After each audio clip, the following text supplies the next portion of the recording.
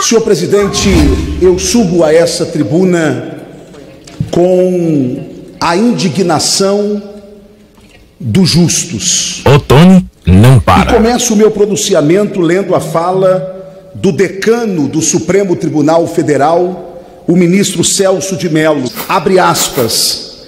É inconcebível que ainda haja resíduos de autoritarismo dentro do Estado brasileiro. Resíduos de autoritarismo. Ao ler essa frase do decano Celso de Mello, eu pensei, estaria o decano fazendo uma autocrítica à própria Suprema Corte? Ou estaria ele fazendo uma observação, um puxão de orelha ao seu colega ministro Alexandre de Moraes?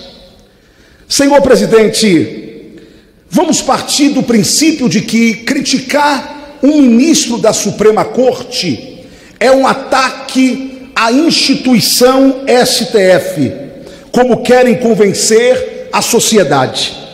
Então, o que dizer da quebra do sigilo bancário de deputados por uma decisão monocrática do senhor Alexandre de Moraes, que nem permitiu a decisão do Pleno, já que a decisão atinge frontalmente outro poder, e toda esta violação por se imaginar que deputados bolsonaristas financiaram ataques ao STF.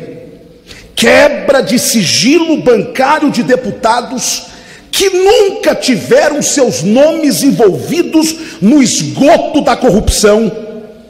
Eu pergunto, para que serve a imunidade parlamentar? Agora, que ataque ao STF? Isto é um factoide. Dizer que bolsonaristas atacaram o prédio do STF com fogos de artifício, factoide, ilação, mentira. Fogos foram apontados para o céu e explodiram no céu. Até porque, se os fogos fossem apontados para o prédio do STF, que está em reforma, com panos à sua frente, haveria um grande incêndio naquele lugar. O que nós tivemos ali foram brasileiros indignados, que estavam sim protestando, não contra a instituição, mas contra alguns ministros que o povo brasileiro sente que não lhes representam. Senhor presidente, o senhor Alexandre de Moraes, de forma também monocrática, mandou prender uma ativista bolsonarista. Por quê? Porque correu em direção, junto com alguns colegas, em direção ao Congresso Nacional. Sara Winter não quebrou uma janela, Sara Winter não derrubou uma porta, não danificou um patrimônio público desta casa, mas foi presa, sem estar armada, sem ter sido uma ameaça para o Congresso Nacional. Buscas e apreensões, também por decisão monocrática, foram feitos na casa de youtubers bolsonaristas, de jornalistas ligados ao presidente Bolsonaro, como Alan dos Santos. O senhor Alexandre de Moraes está tornando crime a opinião nesse país, e esta casa, se nada fizer, estará abrindo um precedente terrível. O senhor Alexandre de Moraes abusa da autoridade, e abuso de autoridade foi votado nesta casa, é crime. Simplesmente abusa da autoridade para atacar deputados que lhe incomodam. Qualquer brasileiro tem o direito de criticar, até mesmo xingar um ministro do Supremo. Isso não poderá ser visto como um ataque à instituição, por único fato: nenhum ministro do STF é a própria instituição. Se xinga deputado, se xinga senadores, se xinga até o próprio presidente da República, e ninguém se arvora a dizer que estão xingando a instituição. O senhor Alexandre de Moraes presta um desserviço à pátria brasileira.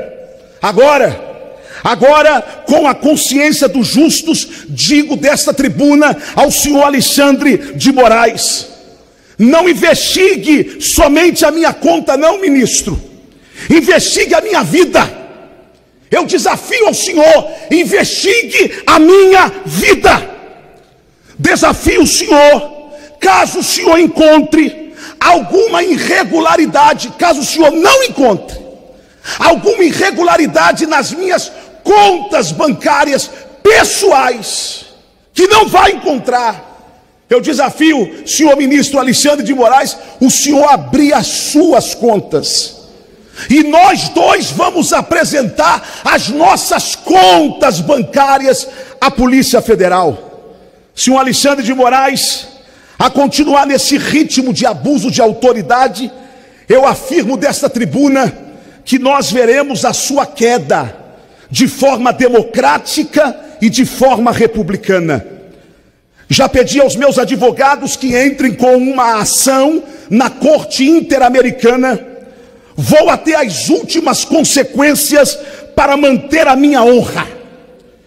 Infelizmente, alguns ministros do Supremo Tribunal Federal, alguns, estão apequenando a Suprema Corte a interesses políticos. Eu caminho para o término, senhor presidente, perguntando: onde estavam alguns ministros da Suprema Corte, quando numa quarta-feira, dia 12 de fevereiro de 2014, quase 20 mil integrantes do MST tentaram invadir o STF? Eu pergunto, senhores deputados, alguma prisão? Não. Algum inquérito aberto? Não.